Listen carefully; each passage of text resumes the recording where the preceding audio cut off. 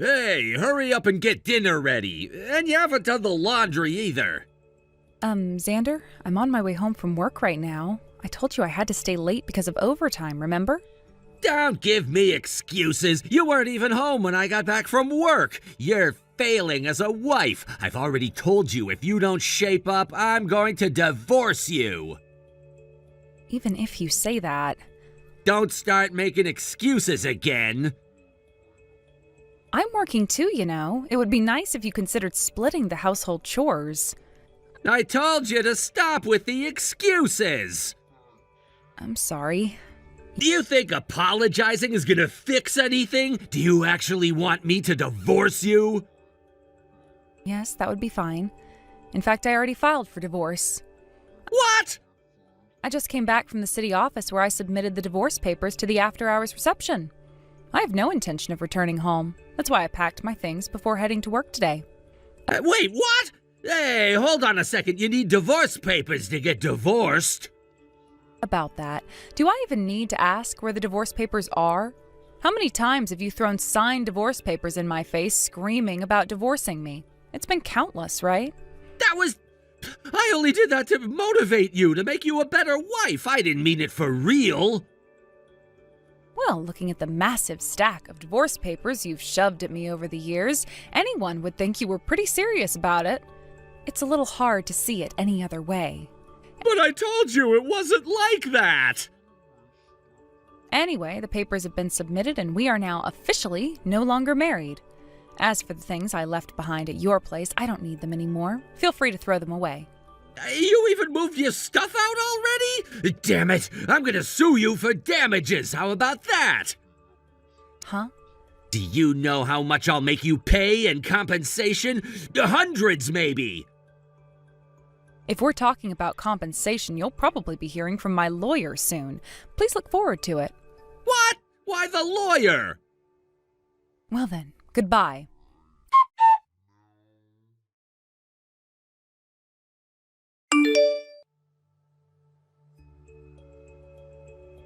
Hey, Bethany! What's this about a certified letter showing up talking about alimony? What the hell is going on? If you got the certified mail, you should know what it's about. I didn't do anything that'd make me owe you alimony. This is insane! Have you actually read the documents I sent you? Something about me cheating, right? That's nonsense. You've got no proof, so stop trying to scare me. You're just doing this because you're panicking over how you'll get by now that we're divorced and you want a lump sum. Well, I'm not falling for it. You can forget it. Xander, don't you realize that the very fact a professional lawyer is involved means there's already proof of your infidelity? What? I have enough evidence to make a strong case, which is why my lawyer agreed to take it on. Unlike certain people who throw around threats of alimony without any basis, my case actually holds up. You didn't think things through, did you? You can't be serious. Oh, and another thing, my financial situation is fine, thank you very much. I wasn't struggling to make ends meet. In fact, I was earning more than you were. What? Yep. So no, I don't need your money to survive. But I do expect you to pay the alimony that you owe, and let me be clear, I will only accept a lump sum payment. No installments or dragging it out.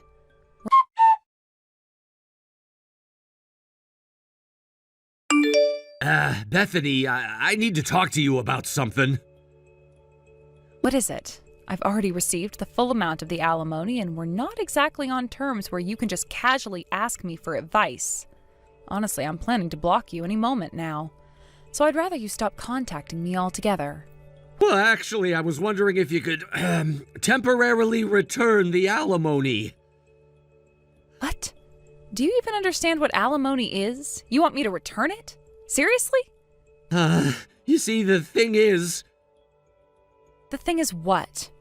I got hit with another alimony demand from Avery, too. Oh, Avery. Right, your mistress. The one you started dating after you lied about being single. She's the wealthy girl, isn't she? I mean, we loved each other so much, but now she's suddenly demanding alimony to break up? It doesn't make sense. You can't actually be saying that, right? Like, are you seriously pulling this poor misunderstood guy act right now? You've got to be kidding me. Huh? I mean, let's be real here. You do realize you could have been slapped with a lawsuit for marriage fraud, right? What are you even talking about, acting like the victim in this? Marriage fraud? What are you even talking about? I didn't commit any fraud. You don't even see it, do you? You are such a disaster. You lied to her, pretended you were single, and started a relationship with her. If money or any kind of marriage arrangement has gotten involved, this would have been a whole different legal mess. You should be thankful you're only dealing with alimony. Are you serious? But how? How did Avery even find out that I was married? I mean, right after I paid you the alimony, she hit me with her own demand out of nowhere. This is crazy. I'm almost out of money, and now I don't even know if I'll have enough to cover my living expenses. If this keeps up, I'll not only run out of savings, but I might end up in debt. It's insane. You really are hopelessly stupid. What did you just say? Did you seriously not get it? Did it never cross your mind that maybe, just maybe, Avery and I coordinated this? That we were in contact? What? You didn't even consider that, huh? Of course not. Well, let me fill you in on something you seem to have missed. The reason I found out about your affair with Avery in the first place was because her parents reached out to me. Her parents? Wait, what do they have to do with this? Yeah, it turns out that when you're dating the daughter of a prominent, wealthy family, they tend to do their homework. It's not like they're just going to let anyone date their daughter. So they dug into your background and found out that, surprise, you were married. And once they knew, they contacted me directly. They told me everything, with proof, by the way. They even said, your husband is cheating on you and pretending to be single. He's deceiving our daughter. They had all the receipts, Xander. Wait, what? Are you telling me her parents got involved in this too? Of course they did. She's their daughter. They care about her. They were the ones who did the digging and figured out the truth. They weren't about to let their little girl get played by a two-timing jerk like you. And once they knew, they made sure I knew too, with every single detail laid out clearly. I can't believe this! So that's how all this happened? Yep. They reached out to me first, and then they let Avery in on the truth once they knew I was taking action. The reason her alimony demand came after mine was just because they prioritized making sure I was okay first. Honestly, I think they were being pretty considerate. So you're telling me I got double-teamed by you and Avery's family? Exactly, and I'm sure if things had gone a little differently, if they hadn't found out when they did, you'd be facing much worse than just alimony payments from both sides. This is unbelievable! It's actually completely believable. You dug your own grave, Xander. Now you get to lie in it. But what am I supposed to do now? I'm completely screwed. I don't have enough to pay Avery's alimony on top of everything else. I'm running out of options here. Well, that sounds like your problem now. I've done my part, and frankly, I couldn't care less what happens to you. You're the one who created this mess, so you're the one who has to deal with the consequences. Good luck with that. You're going to need it. Bethany, please, isn't there anything you can do to help me out? Just this once? Not a chance. You made your bed, and now you're going to sleep in it. Have a nice life.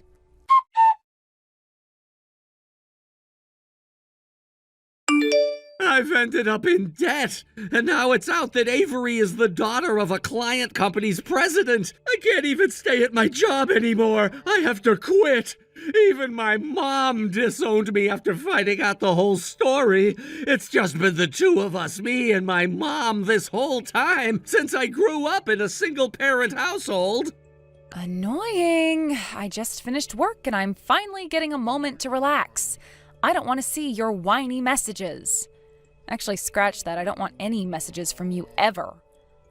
But I was thinking of watching your behavior for a bit before blocking you, but you know what? Forget it. You're irritating, and honestly, you're just a hassle to deal with.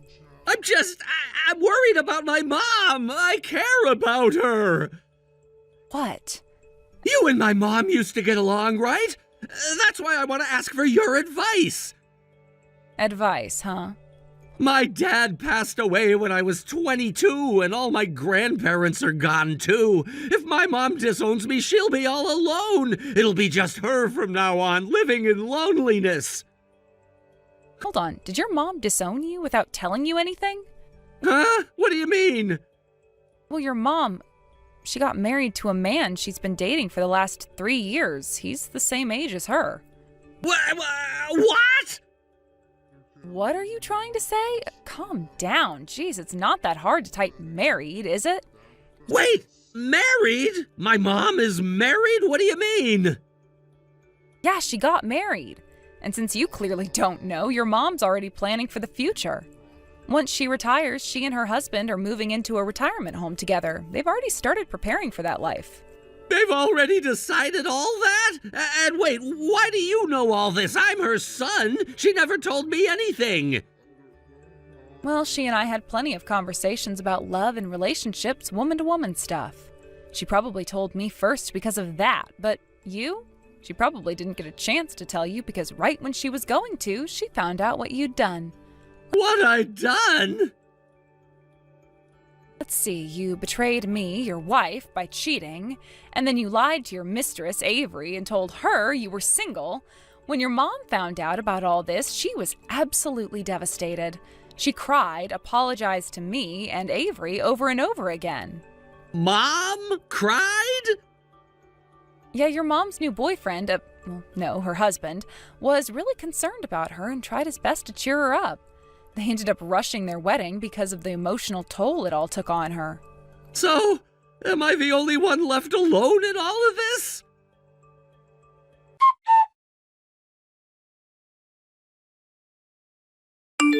Bethany! Finally, I'm back! Sorry to keep you waiting. Who is this? Your husband! My husband? The phone number doesn't match the one of my fiancé. It's me, Xander! What? Yeah, I know the number's different. That's because I had to change it. I had you blocked. You actually went out of your way to change your number just to contact me? That is really creepy. Yeah, the number's different because I couldn't afford my phone bill for a while, so it got cut off. But guess what? I finally finished paying off all my debts. That means I could get a new phone and sign a fresh contract. Wow.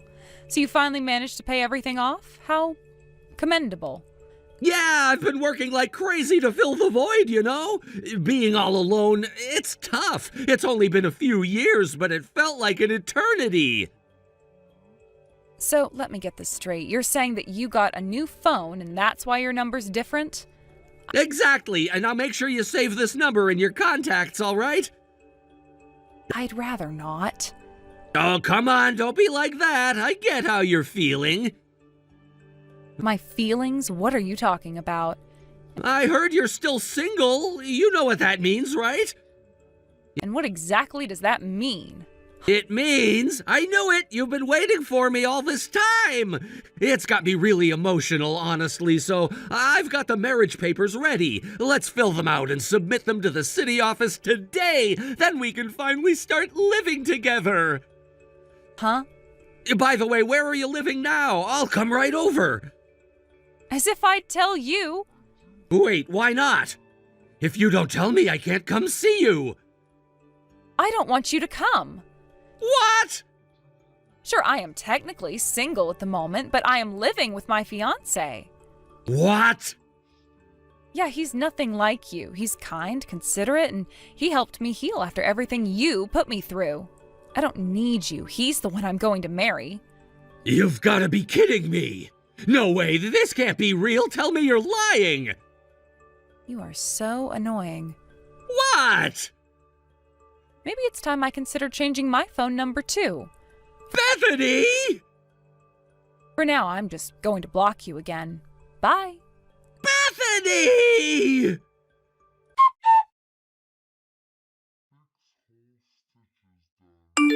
Several years have passed since all that chaos unfolded, and just when I thought I had completely left that part of my life behind, something absolutely absurd happened. Fortunately, I now find myself living in a different region, having moved away with my family to start anew.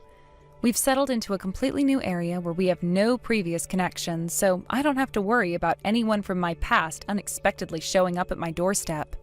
This gives me a great sense of relief, knowing that I've severed all ties to that old life filled with drama and heartache. As time passed, I assumed that my ex-husband Xander had finally given up on trying to rekindle our relationship.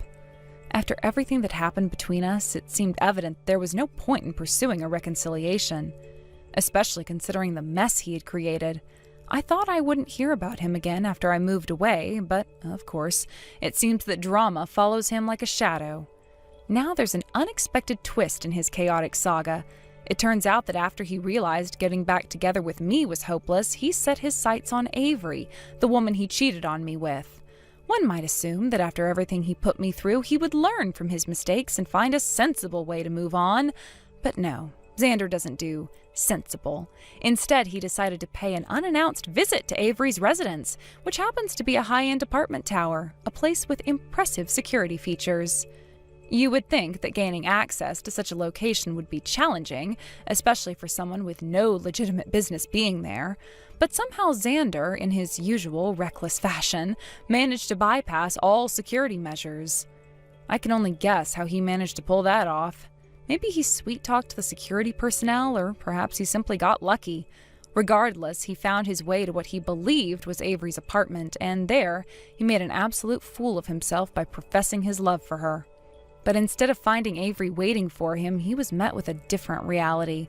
Avery had already moved out. When the door finally opened, the person who greeted him wasn't the woman he was desperately seeking, but a small, unassuming man who had no idea what was going on. This new tenant had probably been enjoying a quiet day at home when Xander's antics interrupted his peace. Instead of stepping back and realizing that Avery had moved on, both physically and emotionally, Xander jumped to the ludicrous conclusion that this man must be Avery's new boyfriend. Fueled by jealousy and desperation, he lost all sense of control. He didn't just confront this stranger, he exploded in a fit of rage, yelling and causing a huge commotion in the hallway. His irrational behavior escalated quickly, resulting in him attacking not just the man, but also the apartment itself. In his blind fury, he destroyed several pieces of valuable furniture and exquisite decor, some of which were worth hundreds of thousands of dollars. By the time the building security team finally responded, it was too late. The damage had already been done. They escorted Xander out of the building, but not without serious repercussions. The new resident was not going to let this incident slide without taking action. He pressed charges, and on top of that, Xander faced a hefty bill for all the destruction he had caused. The cost of repair and compensation mounted up to a staggering amount, one that was far beyond Xander's financial capabilities. And just like that, Xander found himself falling back into the dark pit of debt that he had only recently managed to escape. After putting in so much effort to pay off his previous obligations, he was right back at square one, now burdened with even more loans and financial troubles than before. His reckless attempt to win Avery back had not only failed spectacularly, but it also landed him in a far worse situation than he had been in during our tumultuous marriage. As for Avery, well, she likely never even found out about Xander's ridiculous outburst. She had already moved on, both in terms of her physical location and her emotional state. I can only imagine that she's now living her best life, far away from all the chaos that Xander tried to drag her into. And me? I'm grateful to be distanced from that entire mess. It feels like I'm watching a poorly scripted drama unfold from a safe distance, utterly astonished that I was once part of the same narrative. Honestly, Xander's downfall is a never-ending cycle of his own making. He has yet to learn how to take responsibility for his actions. Instead, he continues to shift the blame onto others, dragging everyone else down with him in the process. But at some point, you have to realize that your choices have consequences, and those consequences don't simply vanish because you wish them to. It's a tough lesson that Xander has failed to grasp, and from the looks of it, he will keep repeating the same mistakes until he finally does. For me, I've found happiness and stability in my new life. Moving away was undoubtedly one of the best decisions I have ever made, and I feel liberated having all that drama behind me. I found peace in my new environment, where Xander's presence is nothing more than a fading memory. His rage and desperation can no longer reach me, and that's a liberating feeling. In the end, I don't feel pity for Xander. After all he put me through and all the turmoil he created for others, this kind of outcome seemed inevitable. His ability to move on, his reckless actions, and his refusal to take accountability have led him right back to the dark place he has always tried to escape. And maybe that's where he'll remain unless he finally decides to change his ways. But for now, that's his burden to carry, not mine. As I reflect on everything that's happened, I can't help but feel a sense of relief wash over me. I've turned the page on that chapter of my life and stepped into a new one where I am free from Xander's toxicity. I'm no longer weighed down by his actions or the consequences of our past. I have the opportunity to build my own future, and I am determined to make the most of it. Now, I wake up every day feeling grateful for my life. I'm surrounded by people who support me, and I'm focused on my goals and dreams. I've learned to appreciate the simple things, like enjoying a quiet morning with a cup of coffee, taking a stroll in the park, and spending quality time with loved ones. My life is filled with positive experiences that I never thought I would have again after everything I went through with Xander. Even though I occasionally hear stories about his misadventures, I find myself laughing rather than feeling any anger or sadness. It's almost comical how his life has spiraled out of control, all due to his own choices. The absurdity of it all brings a smile to my face, and I'm finally in a place where I can appreciate the irony of my past, knowing that I've moved beyond it. So, while Xander may continue to wallow in his own mistakes, I'll be here, living my life to the fullest and cherishing every moment of my newfound freedom. I've closed the door on that chaotic chapter, and I have no intention of looking back. What on earth is going on here? Wandering around during the day again? As your husband's mother, I am appalled. You're a wife, yet you don't even attempt to take care of the household. Every single day, all you do is waste your husband's hard-earned money. To make matters worse, you're already at a disadvantage in terms of first impressions, considering that you are 5 years older than David. Seriously, why don't you take some time to do the housework?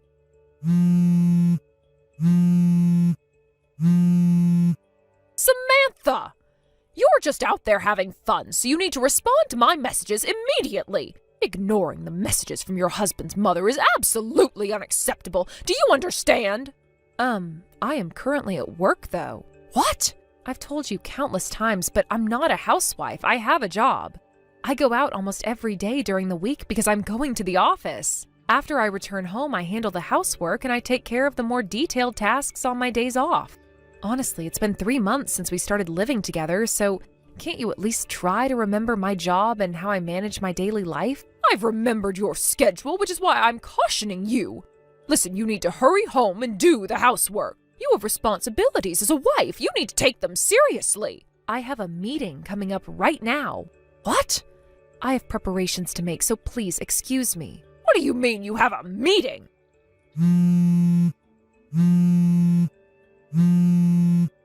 There is absolutely no way you have a meeting when you're not even working.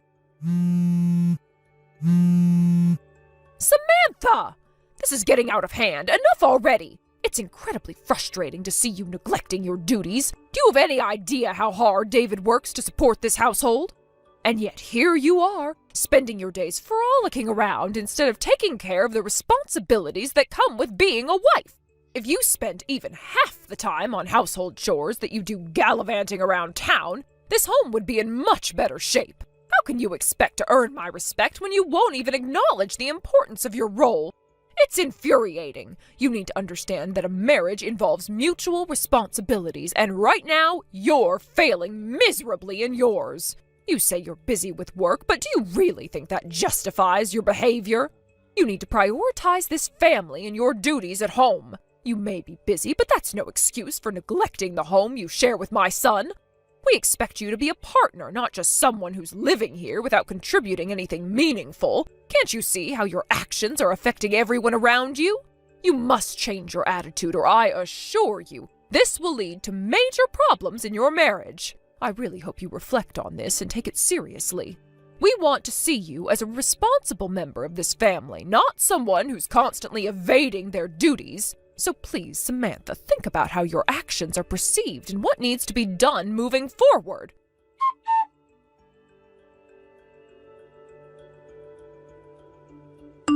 David, do you have a moment to talk? Yeah, I'm free now, but what's going on? You need to seriously consider getting a divorce from that useless wife of yours. Huh? Mom, what's going on? When you say useless wife, are you really talking about Samantha? Of course, who else would I be talking about? That woman is out there playing while you're working hard, sweating away to support the family. It's outrageous to think that even now, at this very moment, she's off having fun instead of contributing to the household. What? Just earlier today, I sent her a message telling her to hurry home and take care of the housework. Do you want to know what her response was? She said she had a meeting! A meeting! Can you even believe it? There is absolutely no way that a stay-at-home wife could possibly have a meeting. Well, that's. Actually, I was just having a serious discussion with your father about our future, and we're planning to implement something important. Implement something? What do you mean by that? Now that's a surprise for you. All you have to do is follow our instructions, so don't worry. Oh, and by the way, you might want to consider getting back to work soon. Good luck with that. Oh, okay.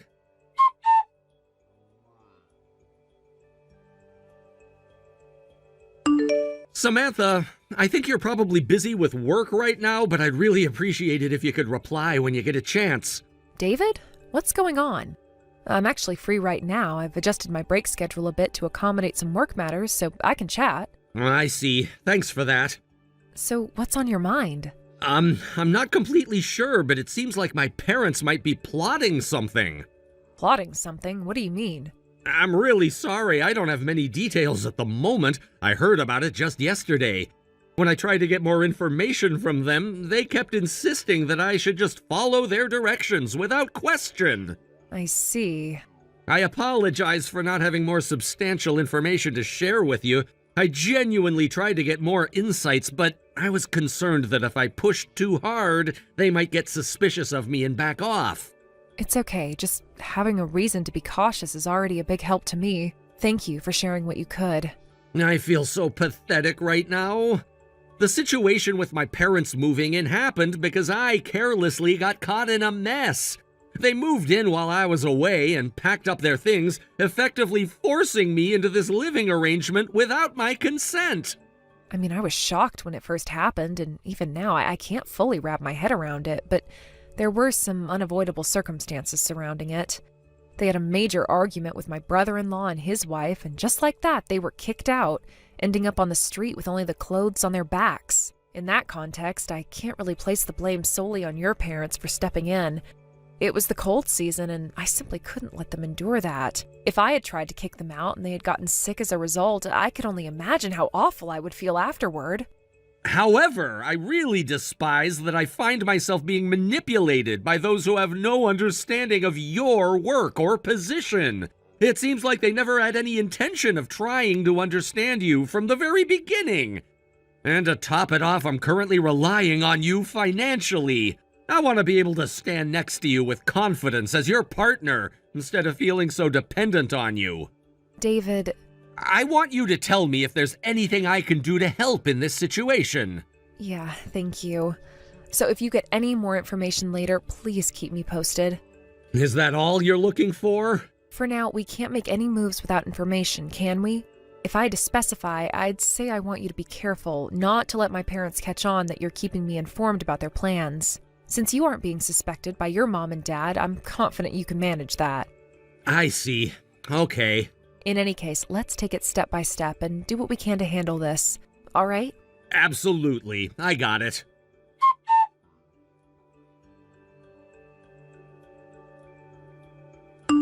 David, could you do me a quick favor? Sure, what do you need? I need you to go to the A real estate office in front of S station. Why a real estate office? Don't worry, I've already made arrangements. If you introduce yourself at the reception, they should be able to assist you right away. Okay, I understand, but it might take me some time since I need to finish my current tasks first. That's fine, as long as you can go in at some point. It will be okay. Just remember to let them know who you are when you arrive, and they'll know exactly what to do. All right, I'll make sure to mention your name when I get there. I'll do my best to wrap things up quickly. Thank you so much, David. I really appreciate it. You're welcome. I'll get it done as soon as I can.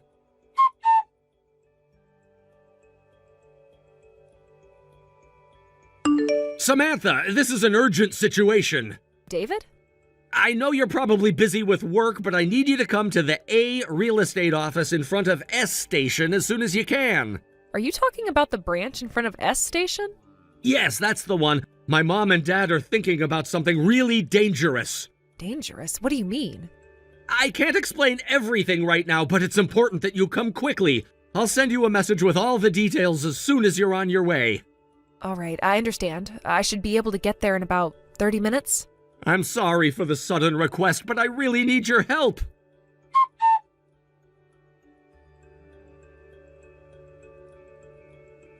Samantha, thank you for coming earlier. I really appreciate it. No problem at all. Actually, I think it ended up helping us push our plan forward, right? Well, yeah, that's true. I guess it did help a bit. Okay, I'm going to get back to work now. Let's stick to the plan from here on out. Got it.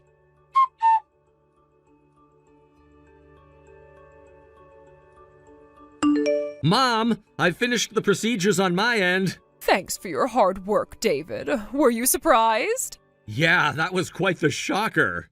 I know, right? Originally, my plan was to complete the paperwork just with Dad and then let you know afterward as a surprise. But they told me that any contract-related documents require the person's consent, so I had to inform you. That makes sense. It's important to avoid any legal issues. If you didn't follow the rules, it could lead to serious trouble. Oh no, is that true? I'm glad we found out in advance. By the way, I'll arrange for the moving company for the big day as well. Oh really?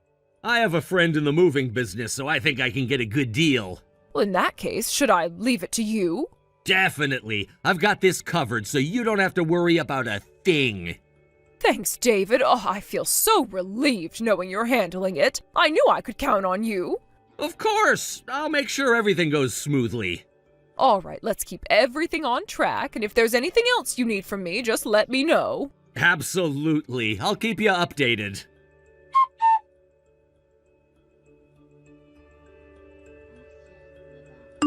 Samantha, you should be on your way home by now, right?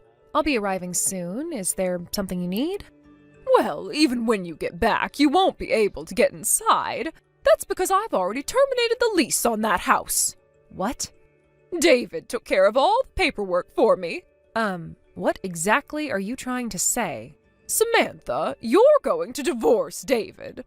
I don't think I need to explain the reasons, but since you're living off him, he has decided to move without you. The son of an elite family doesn't want to be tied down to a lazy wife like you anymore. Huh? A move and a divorce? Did David actually say he wants a divorce? You don't even need to ask that. I can tell. Wow, that's quite impressive. By the way, where are you now? I'm in the car heading to our new place. A friend of David's who runs a moving company is helping us out by providing transportation, in addition to handling the moving of our belongings. I see. That's interesting. Just out of curiosity, do you know where you're headed? Of course! We're heading to the beautiful new house that David rented for us. A beautiful new house, huh? That's great to hear.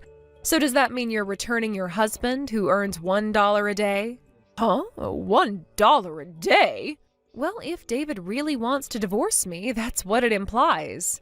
Listen, Samantha, please keep your jokes to yourself. There's no way that David, who's an executive at his company, would earn just $1 a day. Don't say something silly like he's unemployed and living on an allowance of just $1. Oh, wow, you are right on target with that one. Huh? David is currently unemployed. What?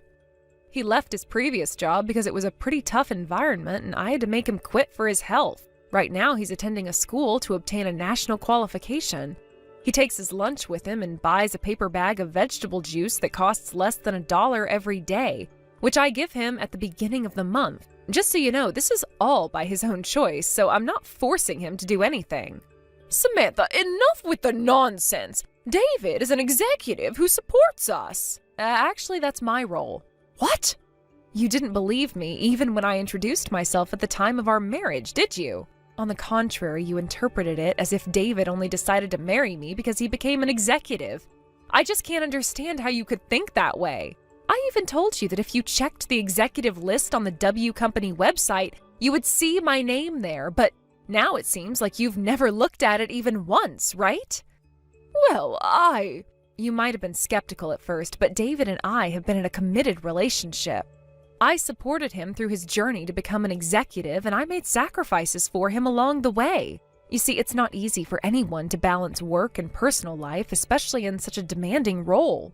But now it seems that all of that has been disregarded in your eyes, as if my efforts mean nothing. Do you even realize the sacrifices I made for this family? I mean, David and I had to endure challenges that came our way, and we faced adversity together. You should understand that just because he's not working right now doesn't diminish his worth or the contributions he's made to our family. In fact, his decision to pursue a qualification shows his dedication to creating a better future for us. It's hard to believe you think so little of him. It's easy to say those things when you're not the one dealing with the day-to-day struggles. Look, I don't expect you to understand everything, but at least show some respect for his efforts. This isn't just about money, it's about values and support. If David has decided to take a break to better himself, that's commendable. It means he's taking charge of his life and working towards a goal that will ultimately benefit all of us. Honestly, you should be more supportive and encouraging him rather than belittling his choices. After all, we're all in this together, and family means being there for one another. But instead, you choose to criticize and make judgments without fully understanding the situation. You're quick to jump to conclusions without considering the bigger picture.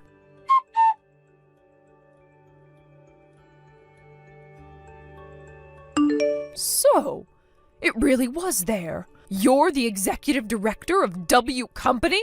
By the way, my maternal grandfather is the president of the company. Huh?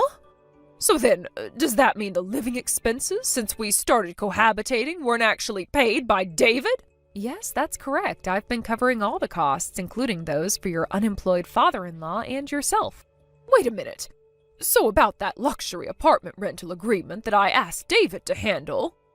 Regarding that, just before the contract was finalized, he called me in to discuss the situation, and we decided to forego the luxury apartment contract in favor of renting a different apartment.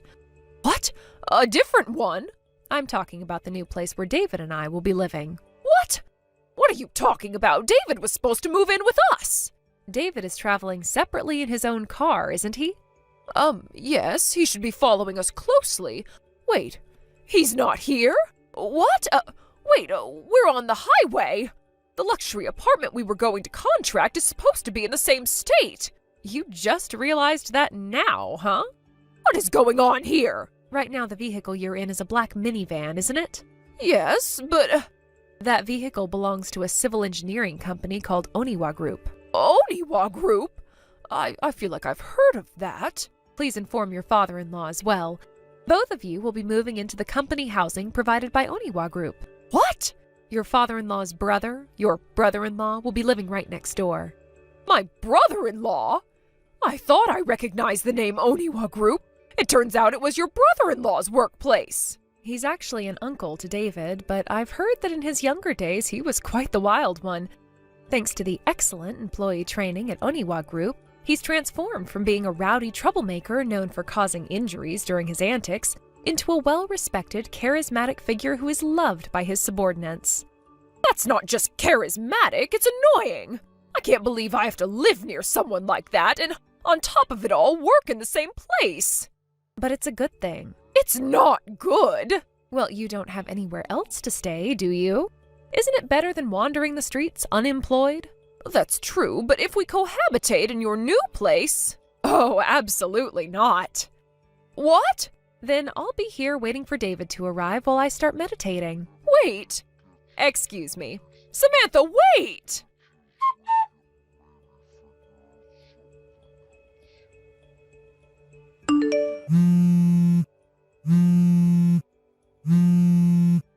David! Hey, respond to me! You're not really heading over to Samantha's place, are you?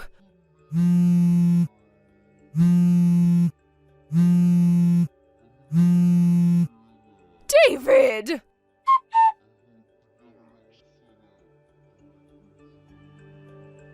The husband was raised as the only son among two male siblings, a circumstance that inevitably shaped his upbringing in significant ways.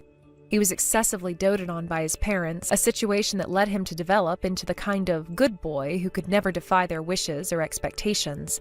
This environment fostered a sense of obligation within him, creating a long-standing bond with his parents that began to feel more like a curse than a blessing. The expectations they placed upon him were immense, and he felt a constant pressure to maintain the image of the perfect son. This deeply ingrained sense of duty, cultivated over many years, created the sort of emotional bondage that seemed to overshadow every aspect of his life. It wasn't until he encountered me, a representative from a business partner, that he began to see things differently. The reality of his situation was slowly dawning upon him, and our meeting marked a pivotal moment in his life, leading us to where we are now in this complicated yet hopeful journey of self-discovery. After years of living under the suffocating weight of his parents' expectations, David has finally reached a turning point in his life. The moment of liberation that he has longed for has finally arrived. He successfully obtained a national qualification, an achievement that many would consider significant and indicative of a promising future. Since then, he's been diligently working at his new job, a role that not only challenges him, but also empowers him to explore his potential and capabilities in ways he had never imagined. This new chapter in his life marks a shift, not only in his career, but also in his personal growth and development as an individual. However, with the arrival of this new job comes the inevitable challenge of dealing with his in-laws, who are an ever-present source of concern. They embody the kind of overbearing parental figures that can easily undermine one's self-esteem and autonomy. I can vividly recall a recent incident that encapsulated the essence of this issue perfectly. Picture this: a luxury black van, sleek and imposing, pulls up with a sense of urgency and authority. My heart raced as I felt an overwhelming wave of tension sweep over me, an anxiety that was palpable in the air. I felt compelled to confront them, boldly shouting for them to turn back right away. Despite my bravado, a glance around revealed that I was encircled by a group of remarkably strong employees, all of whom seemed to have muscles rippling beneath their shirts, casting an intimidating shadow over me. The sight of these imposing figures surrounding me made my heart drop. My confidence was quickly eroding under their scrutiny, and I felt incredibly vulnerable in that moment. At that moment, reality sank in. The gravity of my predicament was becoming clearer, and my initial bravado began to fade. Instead of feeling empowered by my outburst, I found myself flustered and overwhelmed, almost as if I was caught in a surreal nightmare. The realization of being cornered hit me hard, leading to a flurry of anxious thoughts. I was awash with embarrassment and a sense of defeat, shrinking into myself and letting out a soft sigh of resignation. I felt like I was facing a daunting mountain that seemed insurmountable, with no clear path forward. It took a moment, but it seemed that David and I were both beginning to comprehend the seriousness of our situation. Our precious bravado was fading away, replaced by a sobering understanding of our current circumstances. David's parents, who had always loomed large in his life, were finally making their presence felt in a way that was hard to ignore. Following the confrontation, they seemed to quiet down, and we could only hope that this marked a turning point in their approach. As we transitioned from that tense moment, we ultimately found ourselves entering company housing. The atmosphere was heavy with the weight of what had just transpired, yet there was an undercurrent of hope and resilience that began to bubble to the surface. In this new living arrangement, David was finally able to confront the very issues that had held him captive for so long. It was a time for reflection, growth, and ultimately, transformation. The combination of strict yet loving education that he was now receiving was crucial in helping him break free from the emotional chains that had bound him. It was clear that he was undergoing a transformation, albeit a painful one. He was gradually being molded into a more resilient version of himself, one that could stand tall against the pressures that had previously defined him. The idea of being toughened up was more than just a saying, it was becoming his reality. While he navigated this new chapter, it became evident that he was struggling, often brought to the brink of tears as he faced the harsh realities of life without the protective bubble of his parents. But this struggle was necessary. It was a trial by fire, a way to reshape his character and instill a sense of determination that had been lacking for so long. Each day was a test of his resolve, pushing him to dig deep and find the inner strength he never knew he had. It was a daunting challenge, but one that was essential for his personal growth. I could see the changes in him, not just in his demeanor, but also in the way he approached challenges. The man who once cowered in the shadow of his parents was slowly emerging from that shell, albeit with great effort. The journey was far from easy, but with every hurdle he faced, David was becoming a more complete person, someone who could finally start to carve out his own identity and separate from his family.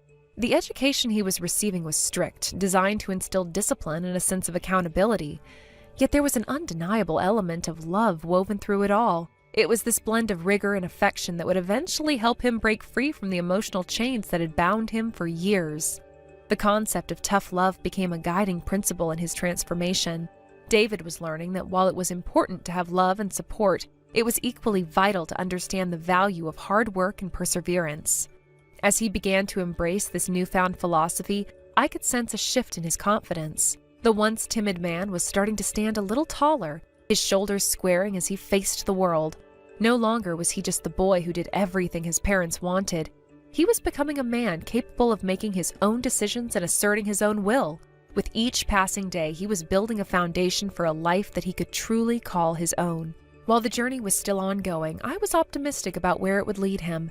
David had already shown tremendous strength in his pursuit of independence, and I believed he would continue to do so. With the support of those around him and the gradual shedding of his old self, he would ultimately emerge as the man he was meant to be. Thank you for watching and listening. We hope you enjoyed the video. Don't forget to like this video and subscribe. Also, feel free to leave a comment about what you thought of the story. We look forward to seeing you at the next story. Payday is coming soon, right? About this month's remittance. Huh? This month, I'm going to raise the amount again. Wait a minute, Mom? Is this some kind of joke? If you raise the amount any higher, I won't be able to afford my own living expenses. What are you saying? It's only natural for children to send money to their parents. Yes, I understand that, and I'm still sending money, but can we talk about the amount? It's becoming unreasonable. By the way, is Dan still sending his remittance? Is it still the same amount, $1,500 every month? Of course, Dan is so successful, talented, and such a dutiful son. There's no way I'd burden him with more. Yeah, I shouldn't have asked. But listen, I can't increase it anymore. What? Like I said earlier, I really can't do it anymore. Even right now, I'm barely managing to make ends meet. If you push me further, I really won't be able to survive. Then just cut back on your expenses even more. It's as simple as that. If I cut back any more, I'll be living a life that's not even human. I'm barely living as it is, and you're asking me to scrape by even more? Then just work harder and earn more money. Do you even hear what you're saying? You're asking me to sacrifice everything just to increase the remittance, and for what reason? It's ridiculous. Don't you have any sense of duty towards your family? You left this house out of your selfishness, so it's only right that we decide the amount you send back. I left because I had no place in the house, not because I was being selfish. And let me remind you, I'm already sending you $3,500 every month. That's a huge amount. If you include Dan's contribution, it's a small fortune. Besides, isn't Dad receiving his pension starting this year, and didn't he get rehired after retirement? Well, yes, he's still working. So you're getting his pension and he's still earning a salary, right? And on top of that, you're asking me to increase the remittance? It's just you and Dad at home now. What kind of extravagant life are you living that justifies asking for more? I'd really love to hear an explanation of where all this $3,500 is going. Stop being so selfish. How am I being selfish? I'm not increasing the amount, period. It's already too much, and if you keep pushing, I might just lower it. What? How dare you talk back to your own mother like this? Can't you listen to your parents? Look, even if you are my parents, there are limits to what I can agree to. Don't you understand that? I can't just do everything you ask for without question.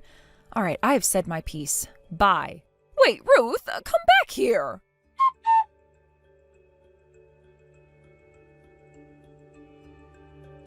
Ruth, is it true that you haven't sent this month's remittance yet? Yeah, I haven't sent it. Why not? Because Mom made an unreasonable demand and I'm holding off until we resolve it. Once things are settled, I'll send the money. But you promised that you'd send money every month when you moved out of the house. That was the condition, wasn't it? This is starting to look a bit selfish, don't you think? Wait, are you going to ask me to increase the remittance like Mom did? Well, yes, I think it's time you raised the amount. Honestly, I believe it would be a good opportunity for you to learn how to manage your finances more wisely. What are you even talking about? Look, Dan can afford to send $1,500 a month because he runs his own company and earns over $100,000 a year. But my situation is totally different from his. I told Mom the same thing. If you expect me to send more, I won't be able to cover my own living costs. I'm seriously begging you, cut me some slack. Ruth, what exactly do you do for a living? What do you mean by that? Well, I thought you were in a specialized profession with the potential for high earnings. But if you're telling me you can't survive after sending the little amount of money you do, I have to wonder, are you really working properly, or are you just wasting your money carelessly? What? Given the current situation, it's hard not to think that.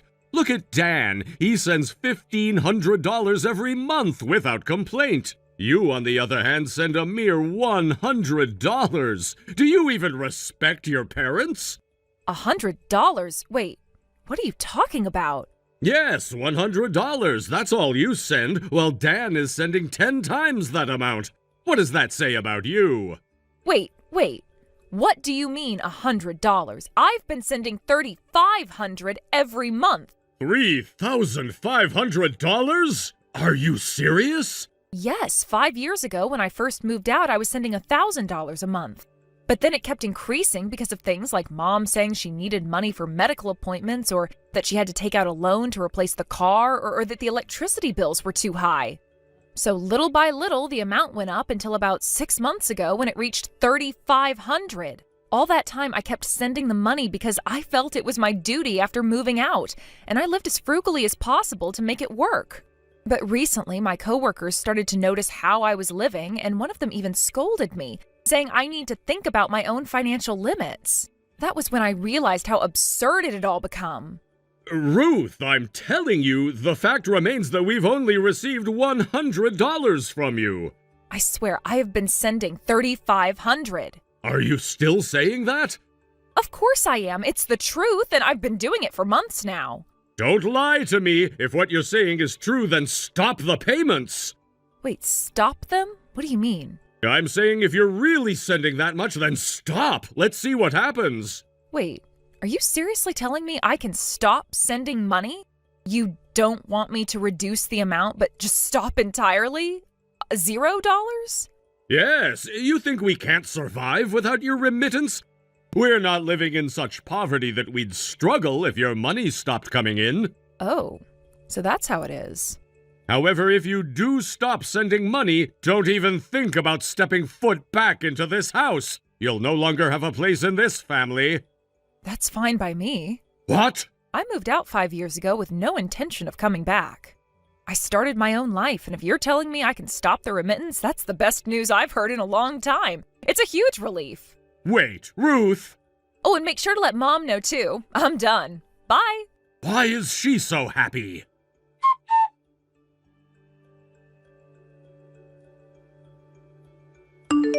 Ruth, hurry up and send the remittance. For now, I'm fine with the usual $3,500. Just make sure you transfer it today. Huh? I'm not sending any more remittances. What? You can't do that. I'm in the middle of dealing with so many bills. The payment deadlines are coming up fast. Like I said, I'm not sending any more money. Are you really going to break the promise you made when you left the house? If you don't start sending money again, I'll bring you back home. Excuse me? If you want to continue living on your own, then send the remittance right now. And from next month, I expect you to send $4,000. Wait, Mom, are you telling me not to come back home, or that you're going to force me to come back? Which is it exactly? I'm saying that if you stop sending money, I'll make you come back home. But Dad told me if you stop sending the remittance, we'll never let you set foot in this house again. What? He really said that? Yes, he told me that yesterday. So before you start giving me an ultimatum, how about you and Dad get on the same page? Look, even if I were to start sending money again, I'd prioritize my own life first. And if I do decide to send anything, the amount will be a lot less than what I've been giving you.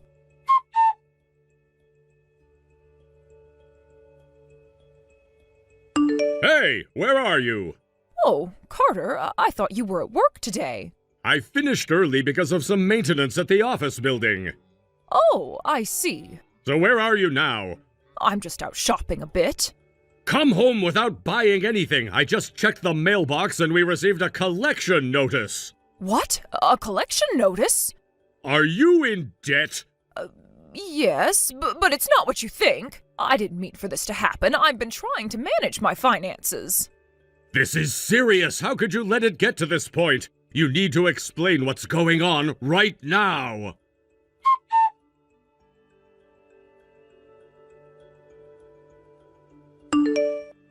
Ruth, please, I need you to start sending the remittance again. Huh? Dad? What's with the sudden request? I thought you said you wouldn't have any problems without my remittance. Well, that's not quite the case. The other day I found multiple collection notices addressed to your mother. Collection notices? What do you mean? It seems she had been collecting the mail and hiding it before I could see it. They were right in the mailbox, but she made sure to keep them away from me. So this means there's debt involved? Yes, it's quite a significant amount, actually. We're talking about hundreds of thousands. What? Are you serious? So my remittance of $3,500 has been going toward paying off that debt? Apparently, that's exactly what was happening. They've been borrowing money and paying it off only to borrow again. Your remittance was being used as a way to keep this cycle going. But now the amounts they've been borrowing have increased, and for various reasons, they've been asking for more money from you. What about Dan? What's his remittance situation? I double-checked with him earlier, and it turns out he was actually sending $2,000 instead of the $1,500 we thought. Wow. So he's sending even more than we realized. That's still less than my $3,500, right? Well, yes, but that's possibly due to how your mother feels about each of you. She's always had a soft spot for Dan. Yeah, I know. Mom definitely dotes on him, but still, $2,000 is quite a lot. I guess that really shows how desperate they are for money right now. From what I understand, of that $2,000, around $1,500 is purely for living expenses. Right. So it sounds like they're really in a tough spot financially. But given everything, I think it's impossible for me to resume sending money at this point. Wait, why do you say that? Don't you think we should find a way to help them? First, we need to understand the reason behind their debts. I mean, what led them to this point? Why did Mom take out loans in the first place? And what has she been spending the money on? That's a good point. We need to have a serious conversation with your mother about this. We can't just keep throwing money at the problem without knowing the full story. This cycle has to stop somewhere. Exactly. I want to help them, but I can't just keep feeding into this without understanding what's going on. I also have my own finances to manage. Right. And you should not be put in a position where you're sacrificing your stability for theirs. We need a plan. Yes, we definitely need to get to the bottom of this. Once we talk to Mom, we can figure out what's truly needed and how to move forward from here.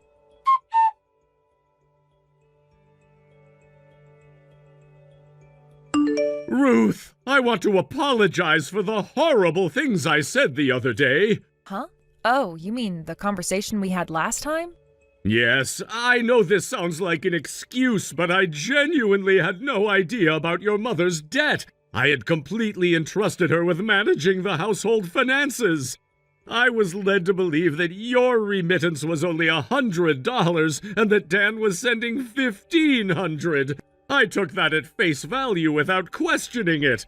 Then one day I happened to overhear your mother mumbling about the remittances, and without fully understanding the situation, I ended up complaining to you. Okay, Dad, I appreciate your honesty. It's good to know you weren't fully aware of everything. I truly am sorry for how I reacted. Thank you for saying that. Now, do you have any idea what caused her debt? I've always thought she was a bit careless with money, but I never imagined it was serious enough to accumulate debt. What could have happened? Well, it turns out she got really into hosting. Hosting? You mean like she's been spending money on that? Yes, apparently. From what I've gathered, she was doing more than just socializing. It seems she got heavily involved in that lifestyle. Oh my God. I truly believe this is going to lead to a divorce.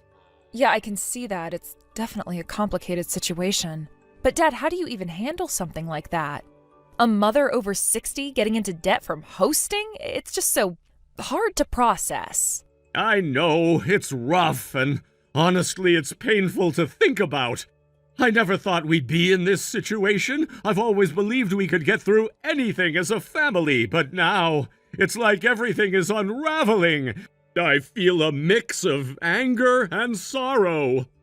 I get it. This is beyond just a financial issue. It's about trust and family. I can't believe she would put herself in this position at her age. It's just heartbreaking. Exactly. It's not just about the money, it's about how it affects our family and her health. I worry about what this means for her future. How could she be so reckless? It sounds like she was trying to fill some kind of void in her life, but she ended up making things worse. I mean, is this really the path she wanted to go down? It just seems so out of character for her. I know, right? It makes me wonder what she's been feeling or if she's going through something we didn't see. Maybe she's been feeling lonely or unfulfilled.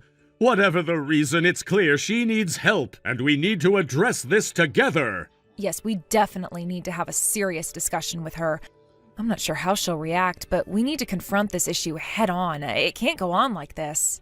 Agreed. Let's try to figure out a way to support her, but also make sure she understands the gravity of the situation. We can't just let this spiral further out of control.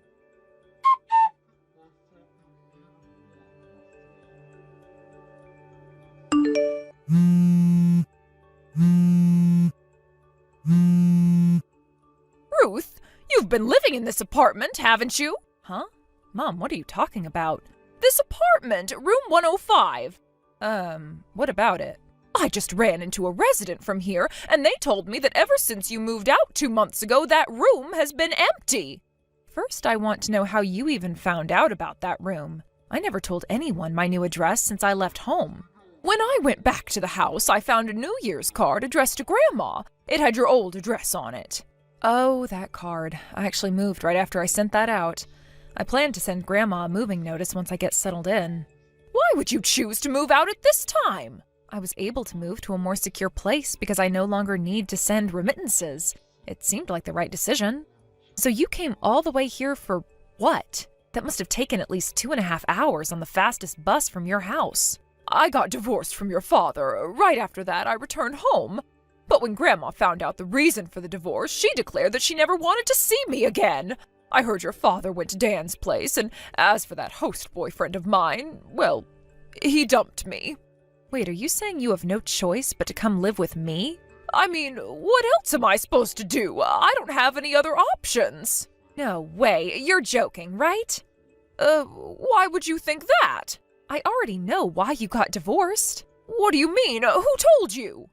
Well, it's not like it's a secret. It's about the debts, your obsession with those hosts, and finally, the infidelity, right? Just the thought of having a mother who lives like that makes my skin crawl. I can't possibly live with you. Ruth, please. Think about everything I've done for you while raising you. I thought we could live together again as a way to repay that. You lied to Dad about how much I send home every month. I know you've been secretly borrowing money and making those payments behind my back. I don't want to be dragged into any more of your messes, all right? Ruth, about your new address. I'm not telling you. Wait a minute. Goodbye.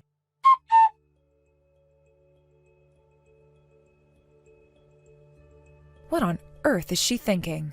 I truly cannot understand my mother's thought process. To be honest, I don't even want to understand it. After all, she failed to come to me for help, and now, because of that, she really has no place to go. For several days, she's been wandering around the nearby park, seemingly lost and without direction. While I was searching for her, I was approached by a group who had apparently been looking for her too. Before I knew it, they took me along with them, and I felt an odd sense of connection with these strangers, united by our concern for someone who had once been a central figure in my life. The days turned into an agonizing blur as I tried to piece together my mother's whereabouts.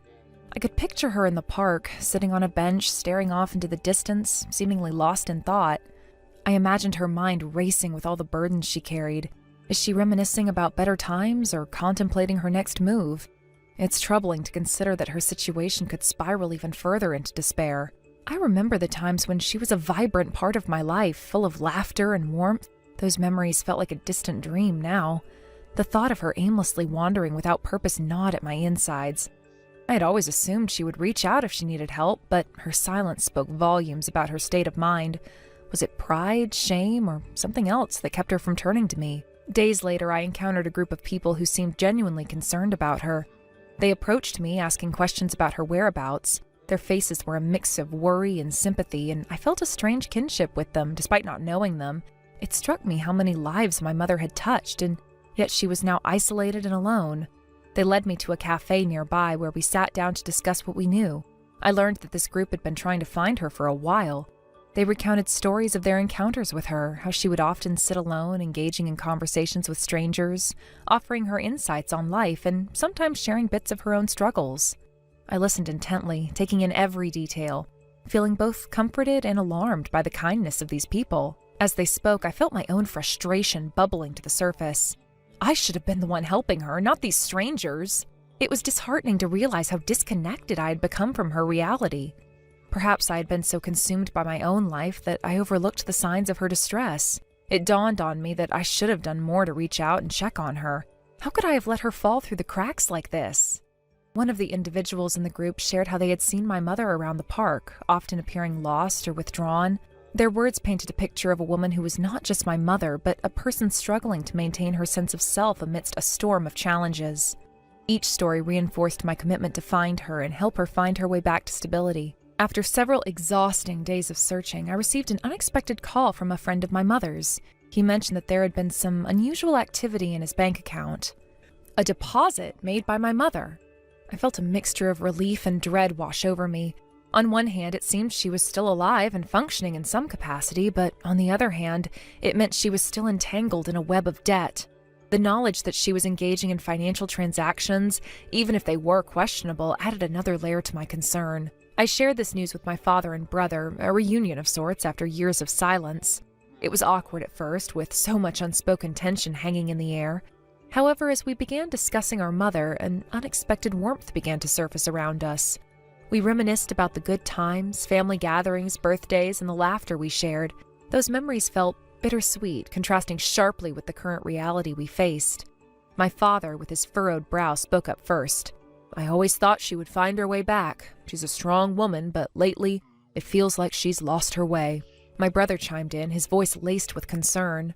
We need to figure out what's going on with her. This can't go on. She can't keep living like this. I nodded in agreement, feeling a surge of determination. We all knew we had to do something, but what? As we talked, an unspoken understanding began to form between us. We recognized that it was time to mend the frayed bonds of our family. The weight of our collective worry about our mother pulled us closer together. We realized that we needed to support each other through this challenging period, despite the long-standing distance and silence. My brother looked at both my father and me and said, "We should make it a point to check in on each other. Even just a simple text now and then would mean a lot." My father nodded in agreement, his expression softening. "You're right. Life is too short to be distant. We need to look out for each other, especially now." With that renewed commitment, we made a pact to stay in touch. It felt like a weight had been lifted off my shoulders. We were no longer alone in this struggle. The tension that had once filled the room gradually dissipated, replaced by a shared sense of purpose. Dan, who had been quietly listening to our conversation, chimed in with a brilliant idea. "Why don't we create a family group chat? It'll be a fun way to share updates and keep each other in the loop." His suggestion sparked a sense of excitement among us. It felt like a fresh start, a small yet significant step towards reestablishing our family ties. We quickly set up the group chat, each of us sharing our contact information and a few lighthearted messages to break the ice. As the messages flowed in, I felt a renewed sense of hope. Perhaps this was exactly what we needed, a way to connect without the heaviness of our current situation overshadowing everything. We could share photos, jokes, and everyday moments, creating new memories even amidst the chaos. I left the meeting with my father and brother feeling lighter. Despite the gravity of our mother's circumstances, I had hope that we could find a way to support her together. I realized that family didn't have to be perfect, it just had to be there for one another in times of need. In the following weeks, we kept the group chat active, sharing snippets of our lives and encouraging one another to stay connected. I felt a sense of belonging that I hadn't experienced in a long time. Even though my mother remained elusive, I took comfort in the knowledge that I was not alone in the struggle. Then one day I received a message from my brother. He had managed to track down one of our mother's acquaintances. "I spoke with someone who said they saw her last week," he wrote. They said she seemed okay, just a bit withdrawn. It's not much, but it's something. I felt a surge of hope. It was reassuring to know that she was alive and, at least outwardly, appeared to be fine. But my heart still ached for her. I couldn't shake the feeling that she was in over her head, struggling with demons we couldn't see. As the weeks turned into months, our family dynamics began to shift. We made an effort to reconnect, sharing not just our concerns about our mother, but also celebrating the milestones in our lives. Birthdays and anniversaries became occasions for us to come together, even if virtually. Thank you for watching and listening. We hope you enjoyed the video. Don't forget to like this video and subscribe. Also, feel free to leave a comment about what you thought of the story. We look forward to seeing you at the next story.